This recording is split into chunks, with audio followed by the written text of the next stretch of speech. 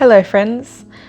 Today I wanted to talk about self-love and self-care because I just think they're really important topics. I think they're quite loaded. I feel like they're quite misunderstood terms. So today is a beautiful spring day here in WA. I actually think it's the spring equinox, which is kind of fun. Mother Earth is telling us to clear out the old and bring in the new with the sunlight and the spring coming in, the birds are out. So I thought, what better time to talk about self-love and self-care than now? So, as I said at the start, I think they're quite loaded terms and quite misunderstood.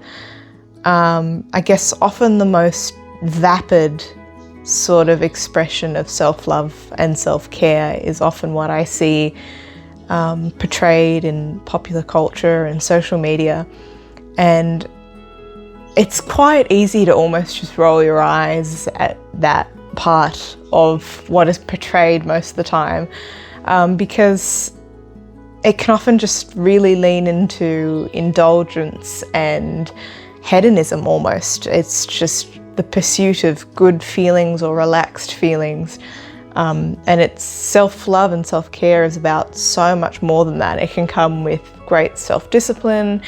It can come with a kick up the bum when you're not actually facing what you need to face with your self-care. It can be very soft and nurturing, but there's so many ways in which self-care can express for us, and I'd really like to explore that a bit more today. So I say self-love and self-care because they're both things that I think can really intertwine. But self-care, I guess, really starts with how we look after ourselves on the physical, the emotional, the mental and spiritual levels. And to have a really nice, strong foundation with our self-care can start when we're very, very little as children. Just to even, mum and dad teach you how to brush your teeth, and they teach you to have your shower every day, and they teach you to put lotion on your skin, because the feeling of dry skin is not something you would notice unless you're taught to care for your skin.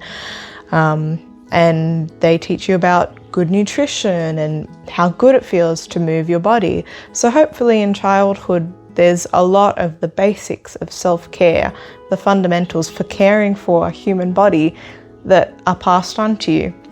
That's obviously not the case for everyone. And then it's our responsibility in adulthood to sort of take that up for ourselves, regardless of whether that was given to us or not.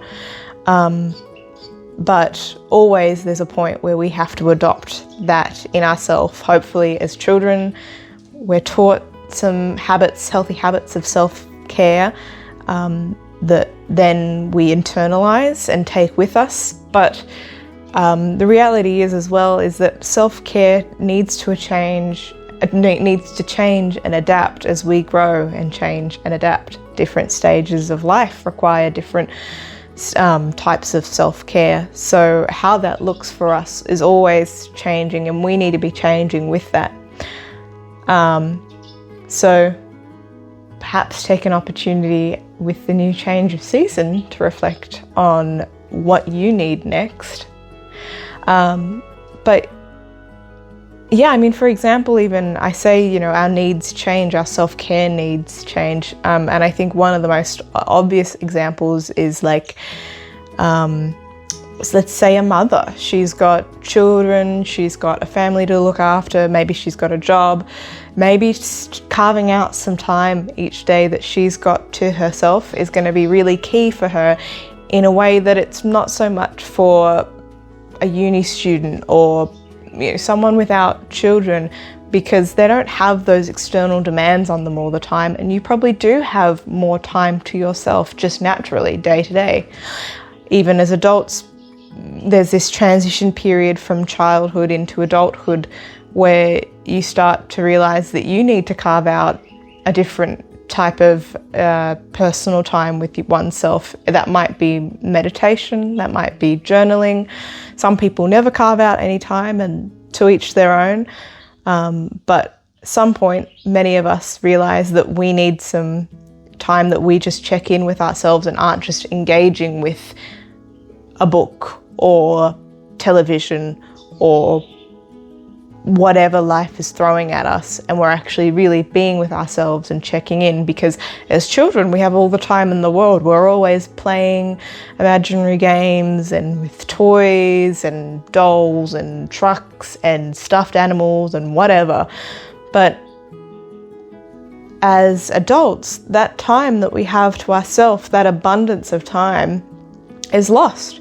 So how is it that we're attending to ourselves as we go into adulthood and through life, as different passages of life come and pass us by? And then comes the self-love aspect in all of it. To be self-caring is greatly self-loving.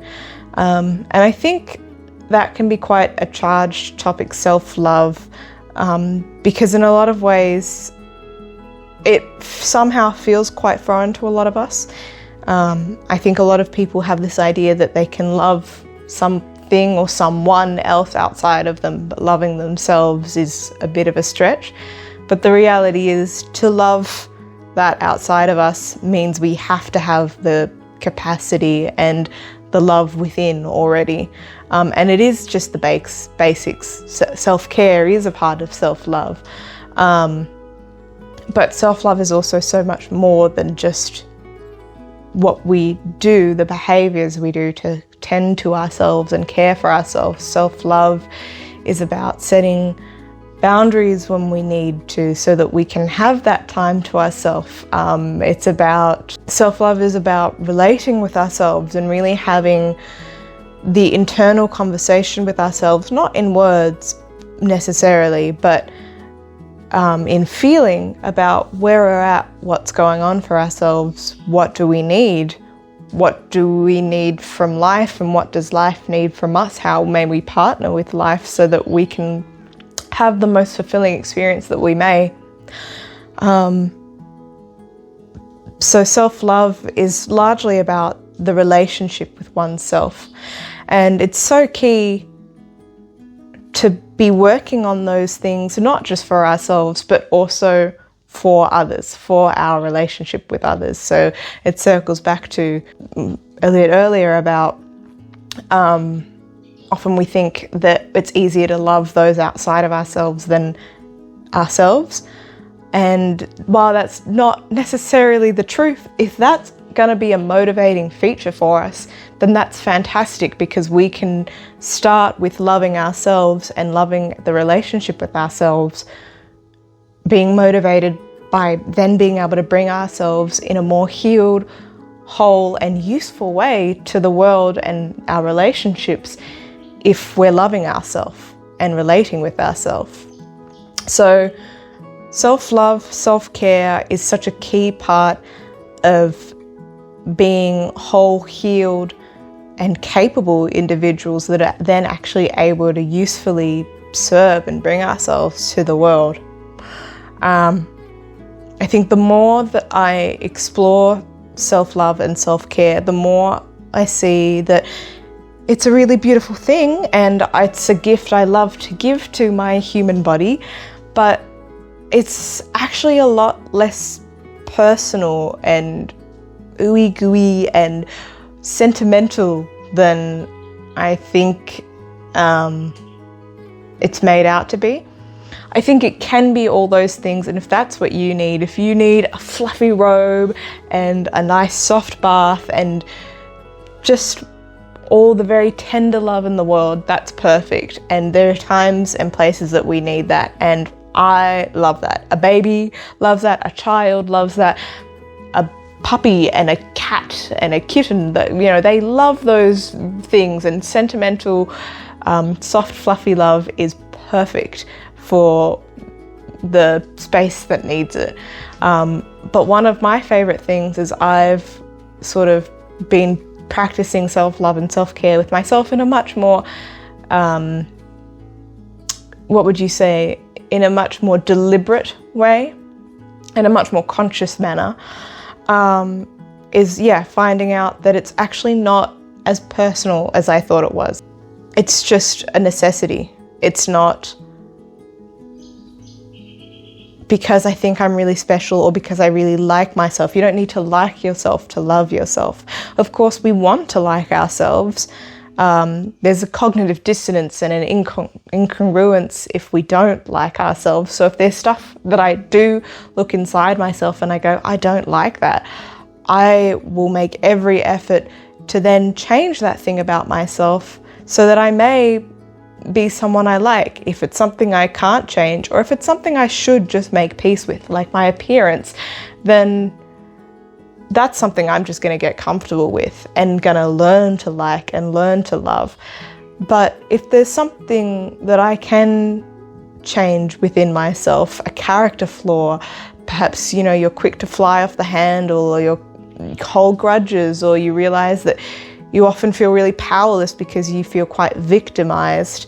You know, those are such important things to change within yourself so that you're able to bring yourself in a way that is far more sovereign, whole, and healed. So liking yourself is a key aspect, but to love yourself, you don't need to like yourself. And in fact, when we first start the practice of really focusedly loving ourselves so that we may grow and we may change, we're probably going to turn around and find a lot of stuff that we don't like about ourselves. And that's great, because then I go, oh, well, this is what I've got to work with, and there's no shortage of things to refine and focus on. And I know the way forward because the steps are right there. The things that are not up to scratch the way that I would like them to be, they're right there. I don't have to go looking for them. So self-love and self-care, it's such a key part of personal and spiritual growth, of physical well-being. Basic self-love and self-care, an important part of physical well-being. Our mental health, our emotional nurturance, and our relationships with ourselves, of course, but also our relationship with others. So I just think those are a couple themes that I'd really like to keep working with over this spring, and I thought I would bring it here today. So let me know, what's your experience of self-love and self-care? I know they can be seen as quite fluffy topics, but I think they go a lot deeper than we often give them credit for. So I'd love to hear. All right, I'll see you in the next video.